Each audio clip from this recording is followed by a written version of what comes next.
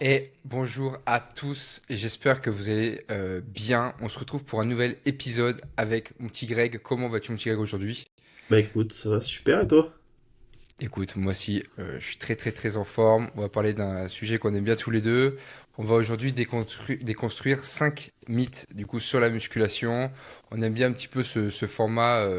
Voilà, on utilise un petit peu les feedbacks qu'on peut avoir soit via nos élèves, via ce qu'on peut voir encore au quotidien, parce qu'il y a encore beaucoup de choses qui traînent, beaucoup trop d'interrogations qui nous semblent peut-être nous maintenant logiques et de bon sens, mais c'est vrai que en réalité, quand on n'est pas autant dans le domaine depuis que nous, on s'est pas autant instruit, on s'est pas autant informé, ça peut mettre le doute. Donc c'est pour ça on va venir apporter toujours un petit peu plus de réponses, un peu plus de clarté, toujours un peu plus de nuances, parce qu'effectivement c'est toujours des réponses qui demandent, qui ne sont pas toujours blanc ou noir, mais sur lesquelles on va apporter un petit peu de contexte et d'information. Ah, Bon, bah, du coup, on est parti. Et puis voilà, on va essayer d'en faire un peu plus, même prochainement, dans différents domaines, pour pouvoir, entre guillemets, recouvrir un petit peu tout. Et le but, c'est toujours pareil, hein, c'est d'améliorer un petit peu son lifestyle de manière générale. La musculation, c'est une très belle chose. On est coach sportif tous les deux et c'est notre domaine principal de base. Mais effectivement, le but, c'est de vous aider sur plein d'autres choses pour pouvoir avoir le oui. plus de leviers possible pour progresser. Ça Voilà, puisse vous après cette servir longue dans d'autres intro. sports ou autre, quoi. Que ça soit dans l'idée, quoi. Absolument. Peu importe ce que vous faites, dans tous les cas, ça reste du côté bien-être, santé de manière générale, quoi. Absolument. Bon, du coup, je vous le dis maintenant, c'est le début du podcast. Lâchez un petit like, faites-nous plaisir. N'hésitez pas à mettre aussi en commentaire, typiquement, si vous avez, vous, un mythe, je sais pas, quelque chose auquel vous avez cru en musculation qui était vraiment mais pété et vous vous êtes rendu compte peut-être un petit peu tard ou vous posez peut-être toujours une question, hein, vous dites, n'hésitez pas. Si vous avez quelque chose, vous avez une mauvaise croyance pendant très longtemps et que vous l'avez appliqué en croyant que ça marchait vraiment, ou que actuellement vous posez telle ou telle question, on prendra grand plaisir à y répondre, donc n'hésitez pas à le faire savoir dans les commentaires. Allez, on est Ah. parti pour cette première petite question. Euh, il faut aller à l'échec sur toutes les séries pour prendre du muscle. Qu'est-ce que tu penses de ça, Greg? Est-ce qu'il faut vraiment aller à l'échec tout le temps, tout le temps, tout le temps, tout le temps, tout le temps, tout le temps? Ça dépend de quel échec on parle. Si c'est un échec qui va être musculaire ou alors technique, ça va dépendre. Ça dépend du niveau de la personne. Pour un débutant, de toute façon, l'échec, c'est très rare qu'il l'atteigne. Tous les cas, l'échec technique viendra en priorité. Et de toute façon, il faut bouffer des répétitions au début pour apprendre le mouvement, pour pouvoir expérimenter, pour pouvoir voir, trouver les sensations, trouver son placement. Et ensuite, de manière générale, c'est vrai que plus tu te rapproches de l'échec, au mieux t'es. Mais forcément, si t'es tout le temps à l'échec, le nerveux, au bout d'un moment, va prendre un coup, forcément, sur des gros exercices, même sur les petits exercices, avec l'accumulation pardon, de fatigue de manière générale. Donc, ça va dépendre de vos blocs d'entraînement, du niveau que vous avez. Mais au plus on s'en rapproche, au mieux c'est. Ça dépend quel groupe musculaire également on fait, mais de manière générale, faut rester proche en tout cas, mais pas être dans l'échec tout le temps, quoi. Vous pouvez faire quelques séries vraiment dedans si vous avez envie. Tout dépend des patterns de mouvement que vous avez, des séances que vous avez, comment se construit votre séance, vos semaines de manière générale. Mais plus on s'en rapproche, au mieux ce sera productif pour vous et pour la progression de manière générale. Mais pas pour un débutant, ça va être compliqué, quoi. Comme disait Rémi, c'est fin. Ce qu'il y a aussi, je pense, mais c'est Ouais, très compliqué, quoi. je vais rebondir du coup tout de suite dessus parce que voilà, comme c'est un nouvel élève que j'ai eu cette semaine, vraiment qui débutait la musculation de quasiment zéro. Premier truc qu'il me dit, littéralement deuxième exercice qu'on fait, il me fait ouais, moi j'ai vu sur les réseaux, il faut vraiment il faut aller s'entraîner à l'échec et tout, t'en penses quoi et tout. Je fais bah je vais te montrer. Je lui montrais là, on était sur des développés couchés aux haltères, donc je commence à l'initier sur le mouvement. Et là je lui dis vas-y, ben, je vais te pousser un petit peu dans l'effort et on va voir. Et moi, j'aime beaucoup cet exercice pour montrer aux élèves à quel point, en fait, ton corps, il peut lâcher d'un coup quand t'as pas le nerveux, quand t'as pas l'expérience, quand t'es pas capable de pousser. Et donc, je le challenge un petit peu et tout, je le guide bien. Et là, je vois que sur une de ses reps, mais il était pas vraiment en train de galérer encore, hein. Tu vois, vraiment, Oui, ça allait. Il va pour partir. Boum, il repart à peine. Il y a sa main, tu sais, qui commence à flancher, qui commence à oui. lui mettre l'haltère vers le visage. C'est pour ça, moi, je suis toujours très actif, je suis toujours très derrière. Et justement, je sais que ça va arriver. Donc j'attends le moment pour attraper l'haltère. Bon, c'était des petits haltères de 6, tu vois, donc c'était pas, il allait pas, je les attrapais avec la même main. Mais c'est juste pour lui montrer à quel point que En fait, tu ne peux pas aller à l'échec parce que ton schéma moteur est pas du tout développé, tu ne Non. sais pas forcer. Bref, comme tu disais, ça dépend vraiment du niveau. Pareil aussi au niveau des exercices. Aller à l'échec sur des exos d'isolation n'aura pas le même impact que sur des exos polyarticulaires. Faire un squat, tes séries de squats jusqu'à l'échec, tant bien même que tu y arrives avec une barre sur le dos extrêmement lourde et que c'est très compliqué, c'est rarement, et même on le voit souvent, même des gens qui ont des niveaux très avancés, ils ont du mal à estimer leur échec vraiment sur un squat typiquement, tu vois, ou même sur des presses Surtout, parce que c'est très dur. surtout échec musculaire. La plupart du temps, sur un mouvement comme ça, polyarticulaire, libre, la plupart du temps, ça reste technique, hein. C'est la L'échec, le compensation. premier truc, c'est C'est technique, pour ça, le tu coup. vas toujours surcompenser, même à du bench. Il y a un moment, au début, tu es sur tes pecs, et après, bah, tes triceps, tes épaules vont vachement aussi prendre le switch. C'est aussi d'avoir cette lucidité, cette conscience de se dire, ok, là, je suis plus sur le groupe musculaire, je suis plus sur le muscle que je cherche à solliciter. Donc c'est pareil, et ça n'a pas du coup tout le même impact sur votre récupération, sur votre fatigue nerveuse, hein. Quand tu te revois à l'échec loin sur du polyarticulaire, ou juste sur ton petit biceps curl où il n'y a qu'une flexion du coude, bon, forcément c'est pareil, ça se manage. Une fois de plus, quand tu es débutant, bah, faut bouffer de la rep, hein, faut bouffer de la rep, de la rep, de la rep, de la rep. Et après, progressivement, on va activer ce schéma moteur, on va être capable d'utiliser plus d'unités motrices, de fibres musculaires. Et à force, à force, à force, on va pouvoir vraiment euh, avoir beaucoup plus ce ressenti et avoir des séries qui sont des répétitions qui sont effectives, hein, vraiment qui sont productives. Et comme tu l'as dit, c'est toujours dans la dynamique. Un vrai échec, c'est juste un échec qui va être technique, quoi. Tu t'arrêtes Hmm. juste quand la technique ne peut plus être assurée à 100% et que tu vas plus utiliser le muscle que tu vas utiliser.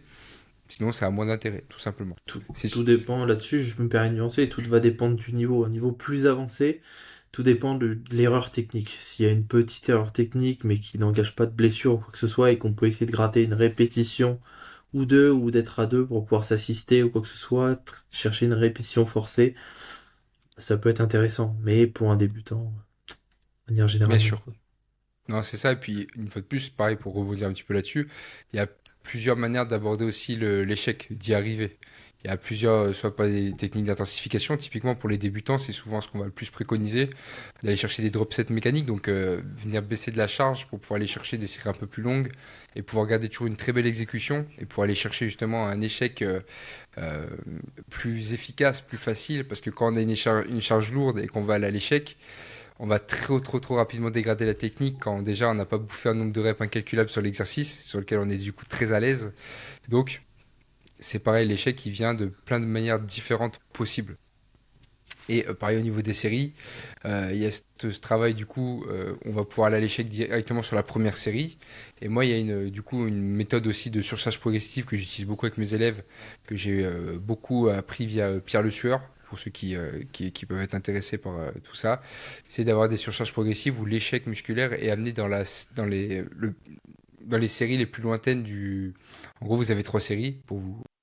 On va essayer d'aller amener la première série. Donc en fait, lui, il restait sur du 3 x 8, 12 grosso modo.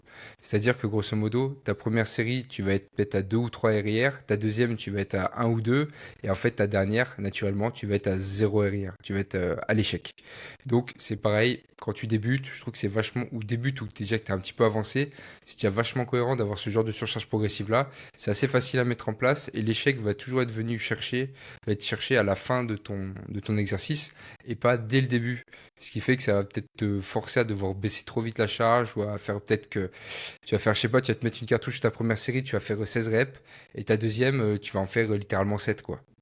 Donc ça c'est pareil, quand t'es pas expérimenté, que t'es pas capable de bien gérer ça, ton temps de récupération, que t'es pas capable, c'est très compliqué. Donc pour moi déjà même quand t'es débutant et même à un niveau un petit peu entre guillemets, toujours un petit peu j'ai envie de dire intermédiaire, mais ça veut un peu rien dire, mais déjà si t'as même quelques petites années de pratique on va dire, ça peut toujours être très intéressant. On peut progresser pendant très longtemps avec ce type de format-là avant de passer sur ce qu'on fait un peu plus chez les avancés, ce qu'on appelle les top 7 back-off, qui là te demande déjà d'avoir un peu plus de notions et d'être solide sur tes mouvements déjà, que tu connaisses bien tes mouvements et que tu puisses adapter tout ça. Bon voilà, je Ouais. crois que j'ai fait un bon petit. Je sais pas si toi t'avais un petit truc à rajouter là-dessus. Non, non, j'avais rien à rebondir de manière générale, j'ai dit au même moment. Voilà, je pense que comme tu disais, avec le temps, l'expérience, on va être amené à Ouais. toujours jouer sur l'échec. Puis, Une fois de plus, ça demande une préparation nerveuse, ça demande une préparation musculaire, ça demande une préparation un petit peu de schéma moteur. Donc, effectivement, Oui. il faut se laisser le temps au temps, c'est tout, quoi, tu vois. C'est ça, je Surtout, pense. ça permet aussi d'apprendre à se connaître. De toute façon, si vous prenez pas le temps d'apprendre à vous connaître, de savoir à quel moment vous pouvez être à l'échec, en tous les cas, c'est avec le temps que vous y arriverez au fur et à mesure, quoi. Pas mettre la charrue avant les bœufs, et puis petit à petit. Parce que votre échec d'il y a 2 semaines sera pas le même de celui, peut-être la séance prochaine, quoi. Et puis on apprend toujours comme ça aussi. On apprend toujours en faisant un petit peu les cons, en se challengeant un petit peu, en se découvrant. C'est ce qui fait aussi Mais, qu'on avance et qu'on progresse, hein. C'est pas parce qu'on est toujours parfait, parce qu'on suit toujours parfaitement le protocole. sortir de sa Des zone de fois, confort. voilà, des fois tu seras un peu de zone de confort, t'es un peu avec des potes, vous mettez une petite cartouche et puis c'est, voilà, vous apprenez C'est encore plus à vous plaisir. découvrir. Donc voilà, il y a pas de mal aussi à faire ça. Il faut varier. Bon, est-ce qu'on est parti sur la seconde? Seconde question. Let's go. Les machines sont moins efficaces que les poids libres. Question souvent demandée. Très T'as souvent, dû avoir en vraiment, hein. coaching Ah que ouais, j'ai eu ouais. aussi. Non, non, il n'y a pas de plus ou moins efficace. La partie machine est très très intéressante sur justement le point de vue technique. Vous êtes encadré de manière générale. Vous êtes dans un guide pour la plupart. Déjà, on minimise le risque de blessure. On peut venir chercher des surcharges sans avoir de compensation ailleurs sur des exercices qui sont, comme Rémi prenait l'exemple tout à l'heure, par exemple du squat, qui demande beaucoup plus de technique, de placement, apprendre à connaître bien le mouvement sur lequel justement on va jouer sur des petits détails, alors que sur une machine, on aura forcément de la technique, forcément des placements à connaître, à apprendre, mais de manière générale, ça sera plus encadré, et dans tous les cas, la surcharge pourra quand même être là, et vous serez moins en échec technique que sur un poids libre de manière générale. Donc non, il n'y a pas de plus ou moins. Dans tous les cas, pour moi, ça reste identique, même si j'aurais tendance à dire l'inverse, et de dire que peut-être que les machines serait un peu plus efficace d'après ce que j'ai vu sur les dernières études. Mais honnêtement, les deux restent. Pour moi, il faut combiner les deux. Pour un débutant, il faut mettre du poids libre parce que forcément, il faut apprendre des unités motrices, à gérer ses barres, ses haltères dans l'espace, apprendre à se voir, tu vois. C'est la partie la plus compliquée de se repérer, des placements. Et après, faire également des machines à côté, c'est très très intéressant. Donc, pas toutes les machines sont bonnes. Il faut bien choisir, il faut bien sélectionner. Mais de manière générale, c'est vrai de combiner les deux, c'est top. De faire tout l'un ou tout l'autre, il n'y a pas d'intérêt si c'est un point de vue de manière générale muscu et puis hypertrophie, quoi. Mais voilà, si on parle de quelqu'un qui fait de la force athlétique, bon, la plupart du temps, ça va rester sur des patterns de mouvements qui seront en poids libre parce que la discipline veut ça. Et il y aura peut-être un petit peu de renfort sur quelques machines, mais de manière générale, les deux, il faut les combiner, quoi. C'est pas tout l'un ou tout l'autre. Yes, je te rejoins du coup bah, à 100%. À 100%. Et voilà, cet aspect un petit peu des poids libres, comme tu sais, nous on a beaucoup de mal au quotidien. Si on n'a pas un travail très physique ou quoi, pousser des charges au-dessus de sa tête, du coup bah, en overhead, sur des développés militaires, pousser même sur du développé couché avec un halter. En fait, on voit tout de suite que les gens, ils ont Ouais, beaucoup de mal à aligner le poignet au-dessus du coude, donc ils vont être tout le temps comme ça, l'épaule qui va partir. Ils ont beaucoup de mal à tenir la trajectoire. Et c'est là tout l'intérêt du coup d'une machine, de nous donner une stabilité, une trajectoire qui est prédéfinie, qui nous permet de pousser pile dans le bon axe, sans qu'on ait trop à réfléchir, à utiliser trop d'autres muscles. Effectivement, sur les poids libres, on va développer beaucoup plus de proprioception, de devoir gérer nous-mêmes la trajectoire, le bon angle, le bon axe, avec une contrainte mécanique, avec une charge, etc. Donc je vais pas dire plus longtemps. Tu as très bien résumé la chose. Il faut combiner les deux. C'est super, super, super important pour développer un maximum de compétences en fait, hein. Et les mouvements de base, on y revient souvent. Mais c'est vrai d'avoir varié les haltères, varié les machines. Et comme tu disais, bien choisir les machines parce qu'une machine, ça reste généraliste. D'accord? Si ouais, ça se trouve, tu n'es pas fait pour la machine. T'es trop petit, t'es trop grand.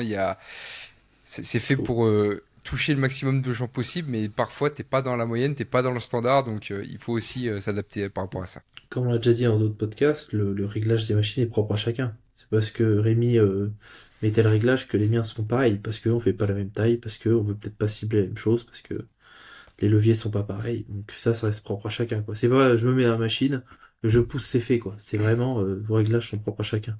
Et les leviers jouent beaucoup. Les leviers, là, Greg, il Ouais. a parlé de leviers. Quand il parlait de leviers, c'est des longueurs osseuses, typiquement. C'est vos manières de vous placer.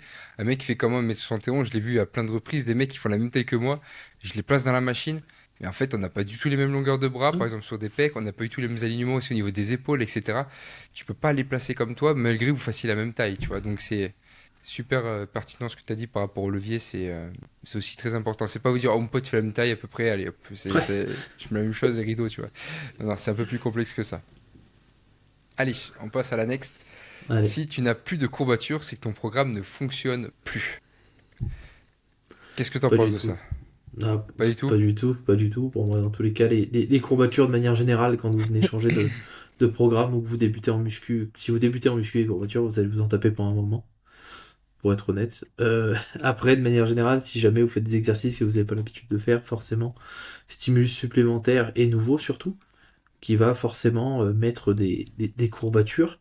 Mais de toute façon, même si vous avez fait une séance et que le lendemain vous n'avez pas de courbature, ça veut pas dire que vous n'avez pas progressé. Bien au contraire, hein. C'est juste que de temps en temps, il peut y avoir un stimulus en plus, aller chercher une répétition ou deux de plus.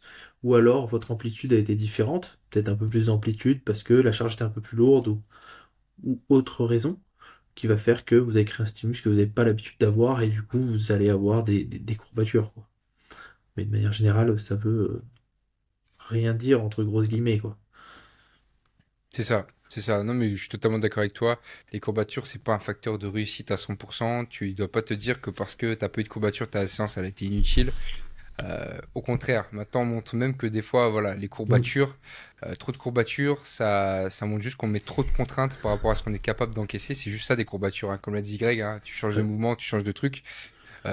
Si tu mets beaucoup trop de contraintes par rapport à ce que tu es capable d'encaisser, est-ce que tu peux pas être sur quelque chose de plutôt un peu trop délétère par rapport à ce que tu devrais vraiment avoir, etc. Donc, faut se méfier de ça. Faut se méfier de ça. Sur le logbook, si tu progresses, c'est déjà bien. Si t'as pas les Mm. courbatures de l'année, tant que tu as progressé et que tu es dans cette dynamique, fondamentalement, tu vas continuer à progresser toutes les semaines. Si tu gardes la même exécution, la même standardisation, que tu avances toujours dans cette dynamique-là, t'as pas besoin de te mettre des cartouches de l'enfer pour avoir des courbatures de fou à chaque fois. Parce qu'en fait, juste, tu vas impacter beaucoup plus ta récupération, beaucoup plus ta fatigue, beaucoup plus toutes ces choses-là. Et voilà, faut y aller de manière cohérente, quoi. Bon, après, la plupart du temps, pour être honnête, ce qu'on voit, c'est que les courbatures, les gens, la plupart, c'est sur les cuisses. Tu vas leur dire, oh, j'ai eu mal à marcher, c'est les cuisses, Ouais. un peu les pecs, mais après, bras, épaules, dos, c'est pas, y a pas trop de courbatures, tu vois. Je Le sais que dos, les c'est cuisses, un tellement peu dur à plus. ressentir. Ouais, le dos, de toute façon, ça prend tellement de temps. Franchement, je sais pas si on va faire la partie là-dessus, mais moi, je vois que le dos, c'est tellement compliqué. T'as- t'as- t'es obligé de leur expliquer que le dos, c'est très long à recruter parce qu'on fait tout dans la vie, on fait tout avec nos bras. Donc en fait, instinctivement, on va tout tirer avec nos bras. À la salle, Ouais. c'est pas tu te dis, allez, exo du dos, que d'un coup tu vas te mettre à tirer avec ton dos. Dans ta vie de tous les jours, ton dos, tu l'utilises pas, mais genre très peu. Ou Tout mal. ce que ouais, ou mal. Tout ce que tu vas faire, c'est à force de tes bras. Tout ce que tu vas attraper, c'est à la force de tes bras. Tout ce que tu vas manipuler, c'est à la force de tes bras. Quand tu vas à la salle et que tu vas avoir une charge, ton corps, instinctivement, il Ouais. va te tirer avec tes bras. Donc, j'ai écouté un mec qui disait ça, je trouvais ça vachement pertinent. Il disait que quand on débute, ou même, ça prend du temps, même le dos, moi je vais être franc, hein, je pense que le dos, je me suis entraîné peut-être 2 ans sans ressentir mon dos, littéralement, hein. Et mon dos là, et si je me concentre pas, il y a certaines séries, je pense que je le sens. Si je me concentre pas suffisamment, je suis vraiment pas focus sur ce que je suis en train de faire, je vais très avoir facilement mes bras qui vont essayer de tirer à la place ou qui vont compenser, tu vois, si je mets trop lourd ou quoi. Et le mec il disait, quand tu débutes, ton corps est un point faible en fait. Comment tu veux être capable de tirer avec des muscles que tu n'as pas? Comment tu veux Oui. ressentir des choses que tu n'as pas? Et il disait, ouais, ce qui était vachement pertinent et ce que moi je transmets tout le temps aussi à mes élèves, c'est que il faut que tu fasses juste, t'exécutes de la meilleure manière possible, d'accord? Tu écoutes juste bien les conseils. Par exemple, pour le dos, ça va toujours être des conseils très similaires. C'est très souvent la cage ouverte, de toujours tirer, chercher à tirer avec les coudes en fonction de ce que tu veux recruter. Si c'est le grand dorsal, c'est le coude proche du corps. La cage bien ouverte avec le coude qui tire vraiment proche et l'épaule basse. Si tu ressens pas ton dos quand tu fais ça, t'aides la personne. Moi, ce que je fais tout le temps, souvent, bah, je mets les doigts, on demande la permission toujours, bien entendu, mais on met nos doigts où il devrait sentir son muscle. Et très souvent, la personne te dit, elle ressent rien, mais toi, quand tu lui touches, tu sens Oui. qu'il y a le grand dorsal qui s'active. Et elle le sent. Il faut appuyer quand même suffisamment fort, faut pas appuyer comme un fou, mais tu mets quand même une bonne contrainte dessus pour que quand il le contracte, il sent qu'il se passe quelque chose.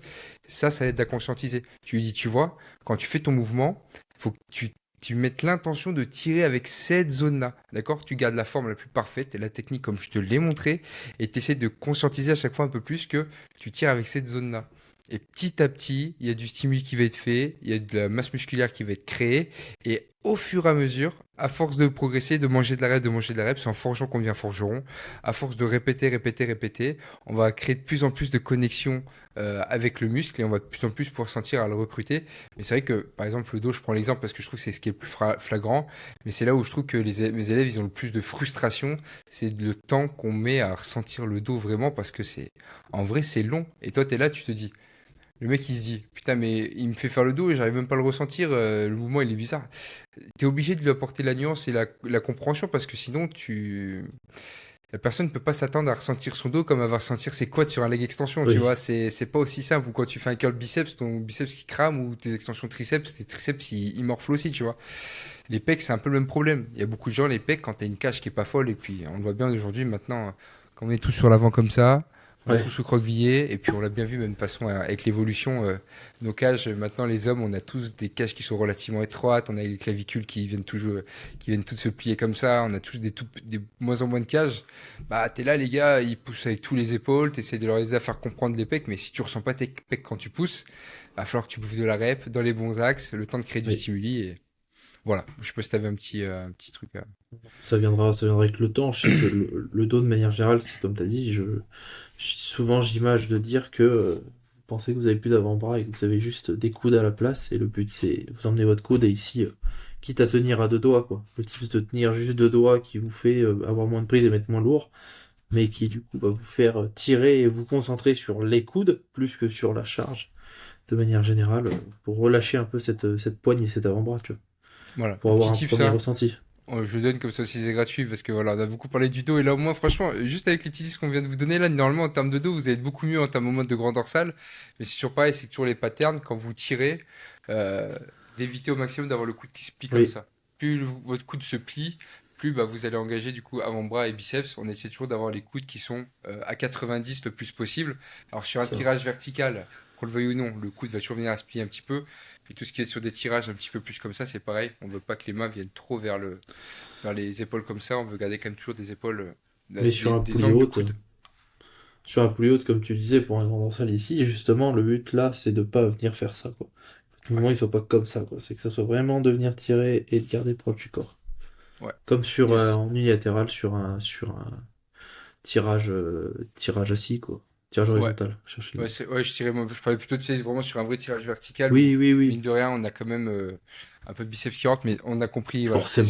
L'idée, c'était toujours d'avoir au maximum le coude à 90, et ça revient avec ce que tu disais, le fait de ne pas avoir d'avant-bras, bah, il faut être tiré avec le coude, le plus possible. Bon, bref, ça c'était gratuit, c'était le petit aparté Cadeau. grand dorsal, c'est cadeau. Mais après, moi, mes élèves, ils vont rien apprendre de plus parce que je leur ai déjà rabâché ça 12 fois, mais pour les autres, en tout cas, c'est cadeau. Du coup, on est parti pour une petite prochain petit mythe. Celle-là, elle va te faire mal à la tête, mais prends un petit Doliprane, là, ça va te... Calme-toi, Tu ne en prends mal. t'énerve pas. Prends un truc, voilà, serre ton stylo, là, ça va aller. Il faut faire beaucoup de répétitions pour sécher et peu de répétitions pour prendre du muscle. Donc, grosso modo, pour vous résumer ça, c'est quand t'es en sèche, il faut faire des séries longues et puis pour que ce soit pour cramer plus de calories.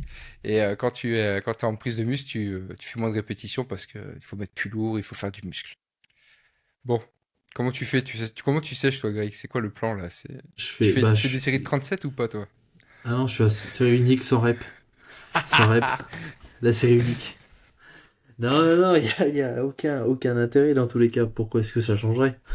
Dans tous les cas, il faut garder le stimulus. Le stimulus, c'est quoi? C'est de la tension mécanique, c'est de la charge avec de l'étirement, de la contraction. Donc, dans tous les cas, il faut garder ça. Plus vous aurez de charge avec une bonne technique, plus gros sera le stimulus, avec de l'étirement et de la contraction. Mais dans tous les cas, garder des séries lourdes et garder des séries un peu plus longues, ça reste le béaba. C'est pas parce que vous allez faire des séries de 100 ou même de 20 reps ou même de 15 reps que vous allez chercher plus, quoi.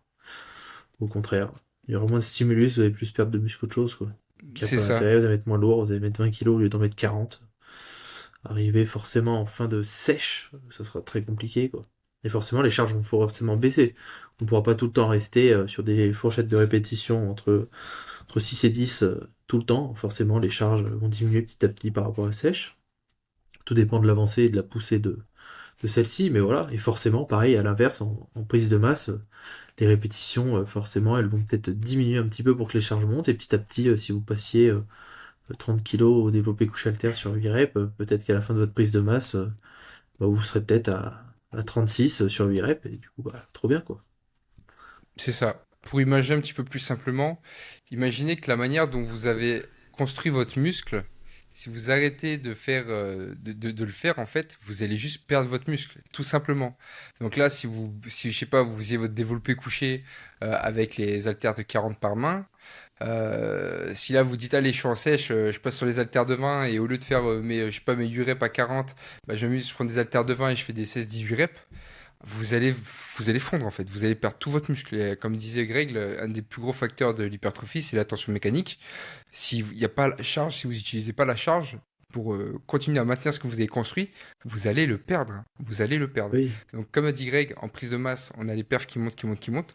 Quand on est en sèche, la sèche, ça n'induit pas le fait que vous allez régresser 100%. En prise de non. masse, on va toujours chercher à progresser, progresser. La sèche, ça va être continuer de progresser le plus possible pendant qu'on n'est pas trop, on n'a pas trop cut. Et après, le but, ça va être au minima de maintenir le plus possible sur le plus de choses, quitte des fois peut-être à virer une série, par exemple, si on va jouer sur un petit peu de volume, des choses comme ça pour toujours que ce soit cohérent. Mais c'est pareil, de toujours avoir la contrainte mécanique, la charge qui reste toujours le plus proche possible de votre maximum que vous êtes capable de faire dans l'idée. Parce que sinon, et surtout en sèche, hein, quand il y a moins de cale, quand il y a tout ça, le corps il va beaucoup plus facilement aller venir pomper dans les muscles pour avoir de l'énergie. Mhm. Donc si vous ne mettez pas les contraintes, des contraintes similaires à ce que vous faisiez déjà en prise de masse, ça ne peut pas marcher. Donc le training en prise de masse ou en sèche reste le même, il reste littéralement le même. Il y a des adaptations à faire, bien entendu, si Oui. nécessaire. Parce que si l'athlète il est ou la personne, le mec il est complètement mort, tu peux pas. Il y a un moment il va juste se blesser, il va se faire du mal. Mais l'idée c'est de toujours conserver le plus longtemps ses perfs. Et justement, quand les perfs commencent à peut-être un peu trop dégringoler ou quoi, il faut voir où on en est, tu vois. Moi, c'est vrai que moi, je parle plutôt de genre lifestyle, hein. Là, on parle. Oui, C'est oui. sûr que les compétiteurs, que les mecs, où ils vont chercher à avoir 5% de body fat, c'est un autre combat. Il y a des C'est autre échéances, il y chose. a des choses à mettre en place, C'est ce c'est que je pas la voulais même dire. chose.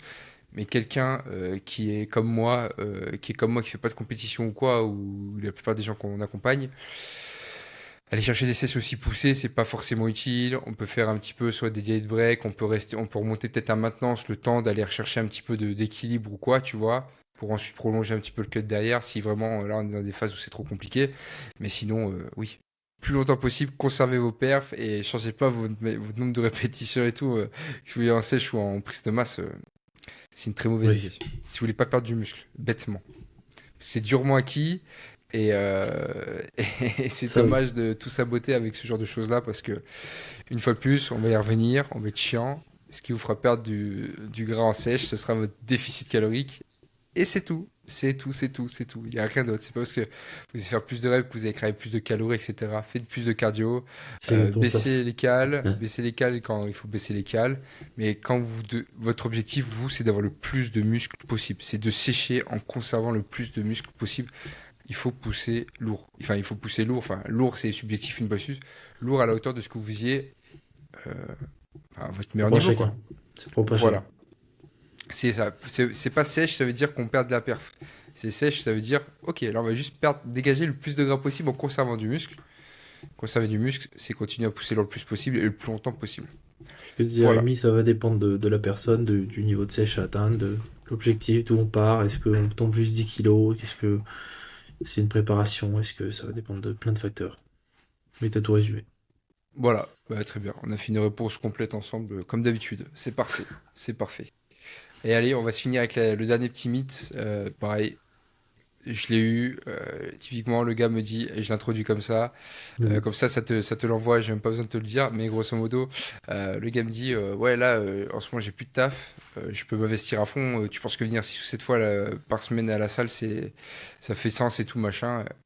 Je lui ai expliqué du coup ce dont on va parler juste maintenant, mais du coup, l'idée c'est est-ce que plus tu t'entraînes souvent, plus tu progresseras vite. Bon. C'est le facteur, l'un des facteurs numéro un, ça reste la récupération quand même, de la progression. Parce que forcément, pas de récupération, ça va être compliqué. À titre personnel, j'ai pu tester de m'entraîner 7 jours sur 7. T'es crevé tout le temps, ça sert à rien, j'ai un peu tout essayé. Je Y a pas réellement d'intérêt, tout dépend du niveau de la personne. Est-ce qu'en termes d'entraînement, qu'est-ce qu'il parle? Est-ce que c'est que les entraînements de muscu? Est-ce que c'est faire 3 entraînements de muscu et 4 cardio? Ça reste différent. Est-ce que c'est Mais juste de des manière trainings de générale, 45 minutes? Voilà, je te dis juste, hein, est-ce que c'est oui, un petit training de 45 minutes, 7 jours sur 7, ça passe, tu vois. Ça dépend. ouais, ça va. 45 minutes, 7 jours sur 7, ça dépend de l'intensité et du niveau de la personne, mais si c'est un niveau qui est intermédiaire plus avancé, Non, non, non, il est mort, hein. bien sûr, Il n'y a bien pas de sûr. récupération, etc. Tout dépend de la personne, là, s'il y a une prépa, s'il y a autre chose, s'il y a... Mais de manière générale, non, non, aucun intérêt. Autant garder les jours de récupération, venir déjà 5 fois par semaine, c'est déjà très bien. Ça fait déjà des bonnes séances, ça fait C'est un déjà peu le venir à la max salle pour pas moi, hein. mal. En Ouais, je termes de pense muscu aussi. pur, je sais pas ce que t'en penses, quoi. Oui, En termes de muscu pur, si ton but c'est vraiment de l'hypertrophie, que tu te mets des cartouches et tout, je bah, pense que ça dépendra du profil de la personne. Si c'est quelqu'un qui est en bureau, ouais, 5 jours c'est bien. Si c'est quelqu'un qui est en BTP, en période comme ça, là, le gars, il me dit, ouais, je veux venir 5 fois. Je veux dire, à mon avis, viens déjà 4, ça va déjà être ouais, pas mal parce qu'à mon avis, tes journées. Mais 5 ouais, 5 c'est le max. 5 ouais, c'est le voilà. max, 4 c'est bien.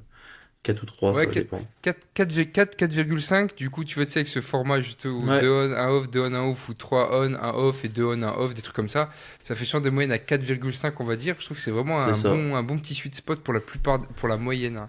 Il y a des gens qui peuvent faire plus, d'autres ça va être moins, mais ouais, ouais, je trouve que c'est un beau sweet spot, ça, de manière générale, on va dire. On peut pas trop se tromper quand on reste entre Non. du 4, 4, 5, tu vois, si c'est bien programmé, quoi. Ça reste bien programmé, il y a une récupération qui est adéquate avec ça, des apports caloriques qui sont adéquats également avec les objectifs.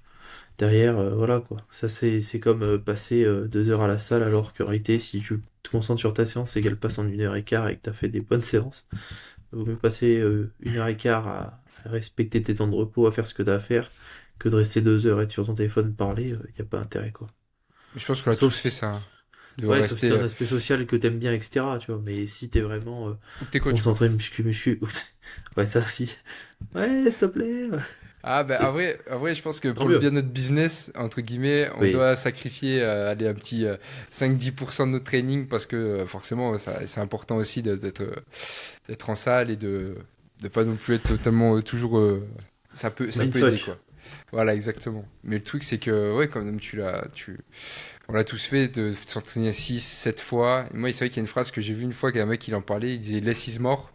Et c'est vrai, moins c'est plus. Et c'est quelque chose qui. C'est vrai en fait. Si tu t'entraînes plus que ce que tu es capable de récupérer, si tu tires sur la corde, tu tires sur la corde, tu Ouais. perds sur tous les aspects. Parce que tu construis moins de muscles, tu te fatigues plus, tu vas plus facilement te blesser, etc. etc. Et puis on en revient, comme tu le disais, hein, on en revient toujours, on peut s'entraîner aussi dur que l'on récupère. C'est tout. C'est tout. C'est la C'est seule exactement chose à ça. faire. Donc l'optimisation maximale qu'on puisse faire, c'est s'entraîner le plus possible, le plus dur possible, à la hauteur de ce qu'on est capable du coup de bien récupérer, donc de bien dormir, de manger. Tu as parlé de l'apport calorique, c'est Oui. pareil qui doit soutenir du coup cette intensité qu'on va mettre, cette, euh, ce volume aussi. Donc ouais, Et je mets une aparté. ouais, Ça va dépendre aussi des contraintes et des plannings. Ça peut dépendre s'il y a une semaine ou au contraire il y a un planning qui est un peu chargé. C'est pas très grave si vous loupez une séance, hein. Vaut mieux privilégier de la récupération mais être efficace sur les séances que de venir au risque de se blesser, au pire, ou une séance un peu moins efficace, quoi. Je préfère privilégier un jour de repos, de dire ok, bah là tu te reposes, on reprendra la séance après. moi, je suis parfaitement d'accord avec toi, mais je sais pas si tu me rejoindras là-dessus, mais je trouve que c'est particulièrement dur à estimer. Est-ce que là, tu te dis, parce que nous, on se connaît, on sait que nous, Oui, enfin moi personnellement, et toi, je pense que c'est un peu pareil, on va avoir quand même plus tendance à aller quand même s'entraîner, à se dire, allez, tu vois, ça joue, tu vois, parce que ça peut se transformer en bonne séance, mais tu sais aussi qu'une fois sur deux, cette séance, tu te dis le lendemain, ok, fallait pas que je la fasse, tu vois, celle-là. Et je trouve que c'est vachement dur aussi à estimer un petit peu. Après, si vraiment, oui, tu vois, c'est trop compliqué dans ton planning et tout, oui, je te rejoins à 100%, tu vois, s'il n'y a pas trop de débat, quand il y a un doute, il n'y a pas de doute, tu vois. Mais c'est vrai que je trouve que c'est vachement dur des fois de se dire, allez, là, il y a tout qui est contre moi, faudrait pas que j'y aille parce que en plus, je suis vraiment, vraiment éclaté.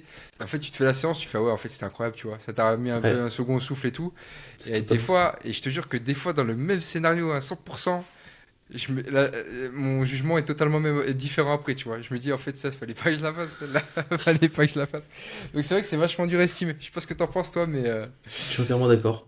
C'est mais exactement ça. Ça va dépendre. c'est ça. Mais je pense qu'on apprend à se connaître avec le temps et on se rend quand Oui, même. on arrive à se rendre compte au Ouais, fur et à on a mesure dû quand même faire, si c'est... on a dû faire quelques dingueries quand même. Après, il y a aussi le Ouais, plaisir de s'entraîner, quoi, qu'on a et je- tous les deux. mais je pense que quand même tu as raison foncièrement sur le fait que s'il y a un doute, des fois, faut pas trop... Moi, je pense, mais vaut pas prendre de risque parce que le Tout, lendemain, tu seras beaucoup bien meilleur, tu vois, ouais, aussi. tout dépend de la séance aussi, hein. Si tu tapes les legs ou si tu tapes une séance de bras de 45 minutes, bon, Voilà, on est la d'accord. séance n'est pas les mêmes, quoi. C'est sûr, c'est sûr. Ça, je te rejoins à 100%. C'est vrai qu'il faut nuancer là-dessus aussi.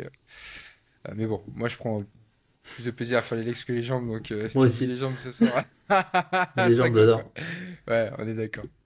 Bon, voilà, on aura fait un petit tour là-dessus. On aura Ouais, essayé d'apporter un maximum de petites infos de valeur. Si vous avez des questions, n'hésitez pas à nous en faire part du coup dans les commentaires ou même des carrément. domaines que vous voulez qu'on...